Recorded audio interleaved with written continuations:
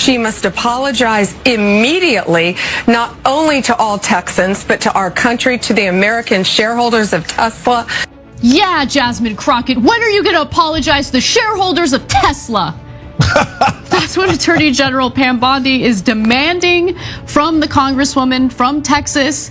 She wants the apology following a statement that Congresswoman Crockett had made in a live stream in order to retaliate against Elon Musk for what he and Doge are doing in regard to gutting government institutions. Let's actually hear what she had to say in that live stream that got all this negative attention from Republicans and Bondi. Let's take a look. Pam Bondi is out here demanding that Congresswoman Jasmine Crockett apologize not to Texans, not to her colleagues, but to Tesla shareholders, because apparently, hurting a billionaire's feelings is now a federal offense. The latest meltdown, a live stream where Crockett dared to say she wants Elon Musk taken down on her birthday. Cue the outrage. As if Musk is some untouchable deity. But here's the truth. Tesla is in a freefall not because of a birthday wish, but because Elon Musk is asleep at the wheel, both literally and financially.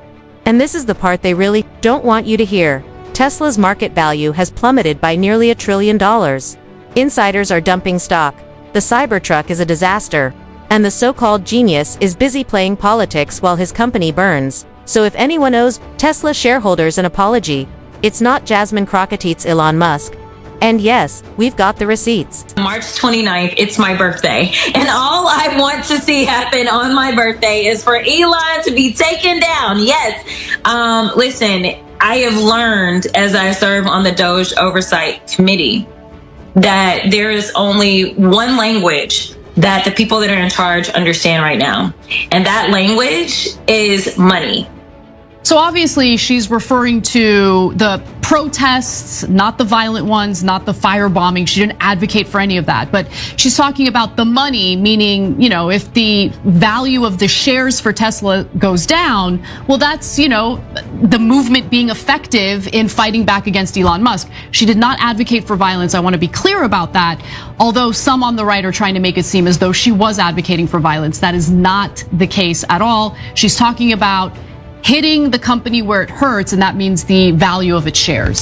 Yeah, we have a different theory, which we'll get to in a second. But later on in that same exact statement, she said, obviously we don't mean violence, we mean what Anna just explained. Correct. So it wasn't like she clarified later, and it wasn't just that it was obvious. She literally said, do not do violence. In the same live stream, yes. Yes, and so just about 20 seconds after what we just showed you. Okay, so then Pam Bondi originally came out and said, oh yeah, she better watch herself, and threatening her as like they might arrest her. Remember, Pam Bondi, believe it or not, is the Attorney General of the United States.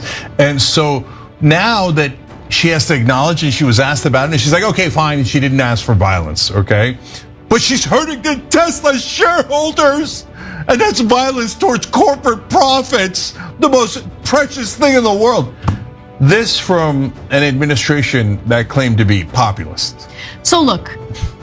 Hilarious. There are all sorts of arguments made in order to provide cover for Tesla. Oh, but what about all of the pension funds and retirement accounts that are invested in Tesla? Those are the little guys. Okay, let's stop pretending like, Elon Musk defenders are worried about the little guys as Elon Musk and Doge literally fire Social Security Administration workers, close Social Security Administration field offices, and dismantle Social Security without even having to pass any legislation in Congress to do it.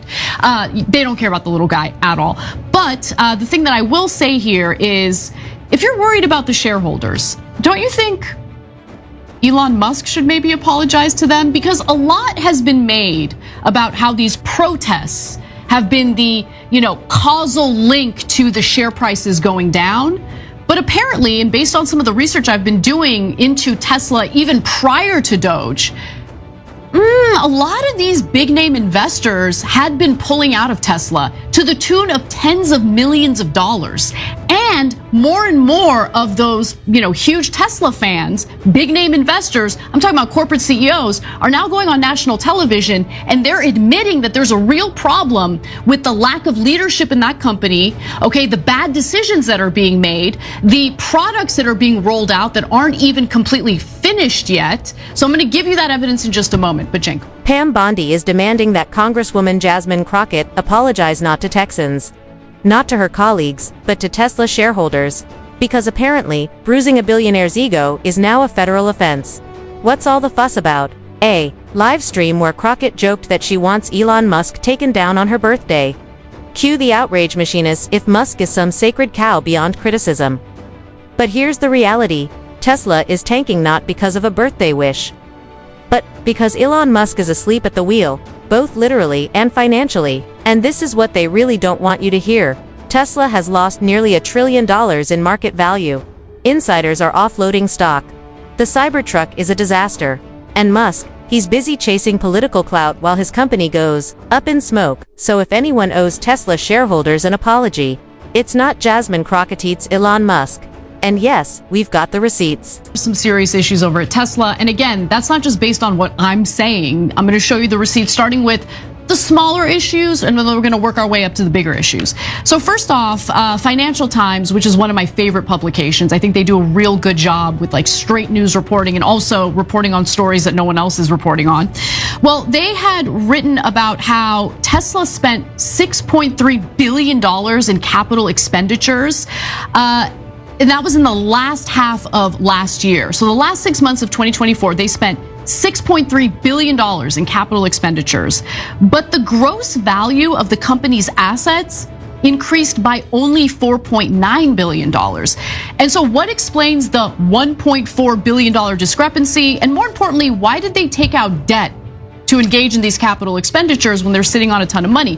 A closer look at Tesla's cash flow statement may also prompt investors to ask other questions, such as why a business with a $37 billion cash pile raised $6 billion of new debt last year. A combination of excess cash flow and ongoing capital raising is another red flag that can signal accounting misstatements. So that obviously needs to be investigated further. And as of March 19th, Tesla's stock market valuation crashed from 1.7 trillion to below 800 billion. Now, some of Musk's own friends and family members have actually been dumping Tesla stock. Should they apologize to the remaining shareholders? I mean, the Tesla shareholders have been aggrieved. We need to. This is the most important thing for our government. Forget the American people. Who cares? Tesla shareholders. Yeah. This is what populism's been all about. Shareholders. So, corporations. Once lionized as a tech visionary, Elon Musk is now being unmasked by reality. His companies are underperforming, his products are rushed and incomplete, and his attention is scattered across too many high-profile distractions. One of Tesla's most hyped releases is already facing recalls. Financial reports reveal troubling inconsistencies, and perhaps most damning of all, major insiders, including board members and even Musk's own brother, are cashing out, dumping tens of millions in shares. These aren't the actions of people who believe in the company's future. They are red flags waving over a rudderless corporation led by a CEO more preoccupied with owning Twitter and attacking government institutions than building reliable vehicles. While much of the media remains captivated by Musk's cult of personality, Tesla's balance sheet tells a different story. Despite sitting on a mountain of cash, the company has taken on new debt without a corresponding rise in asset value, raising serious concerns about fiscal mismanagement. Tesla's staggering drop in valuation from a high of $1.7 trillion to under $800 billion didn't happen overnight, nor is it the product of protest movements. It reflects a deeper erosion of investor confidence, rooted in issues of transparency, product integrity, and executive focus. This isn't just a market correction, it's a wake-up call. James Murdoch, a Tesla board member and friend of Elon Musk, sold $13.3 million worth of Tesla shares, which drove the company to its worst single-day decline since September of 2020. This happened in early March, okay? 13.2, yeah. So, and by the way, his sale comes after another, non-executive director made similar moves, including Tesla chair Robin Denholm, who sold $75 million worth of Tesla stock, as reported by ABC News on March 18th. Then you have Elon Musk's own brother, Kimball, who sold $27 million worth of shares. Why? I mean, if the fundamentals are there, if Tesla's such a great company, If you believe in the future of Tesla, which isn't just a car company, it's also a robotics company, an AR company. That's what we're all being told, right? If you believe in the future, why would you, sell tens of millions of dollars worth of Tesla stock? I'm sure it has nothing to do with protests at Tesla dealerships. Or, by the way, I mean, we don't know, and I don't know where that 1.4 billion is, and it might be a normal irregularity. They're going to have to figure that out. It's a public company, etc. But why are all these insiders selling their stock? A lot of it too, yeah. Do they know something we don't know? I mean, look, I don't know. It might be that they're just looking at it going, Elon hasn't showed up to work in a long time. And so maybe they're worried about that. Maybe they're worried about other things, but they're definitely worried because they're dumping the stock like nobody's business. And that takes us to Gerber Kawasaki CEO Ross Gerber, who desperately wants Tesla to find another CEO. He believes in the product. He obviously owns shares of Tesla stock, but he's worried about the leadership vacuum right now and the poor decisions, and he said so on national television. Take a look. It was 5 years ago to the day that the great Tesla run began, which lasted about 18 months and peaked in November 01 when he started selling Tesla stock to buy Twitter. So it started with the purchase of Twitter, and it's just gone worse and worse and worse to now literally, working at the government and working with Donald Trump and having Trump and Ludnick pitching Tesla stock and cars. I mean, that's how bad it is. How about just running traditional ads and separating yourself from the brand?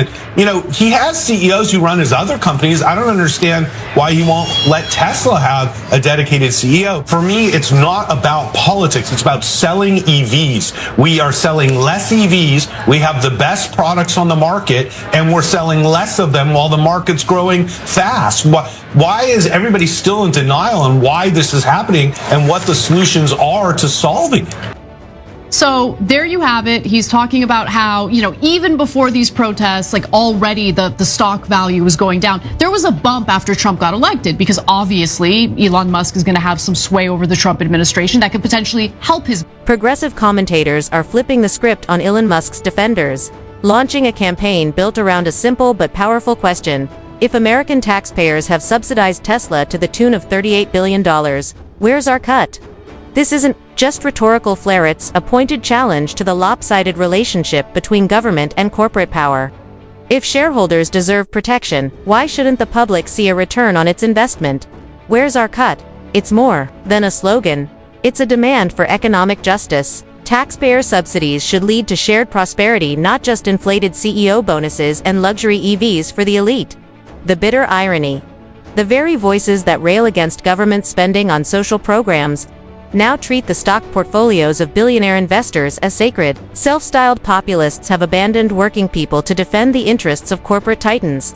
Republicans, in particular, have perfected the art of faux populism, claiming to speak for the forgotten American while deregulating industries and protecting corporate profits. Elon Musk has become the poster child for this doublespeak. A man who claims to champion freedom, yet uses his influence to gut public institutions meant to serve everyone else. Let's be honest, this latest outrage isn't about protecting everyday people. It's about shielding billionaires from criticism under the guise of populism. Pam Bondi is furious at Jasmine Crockett for speaking out of turn.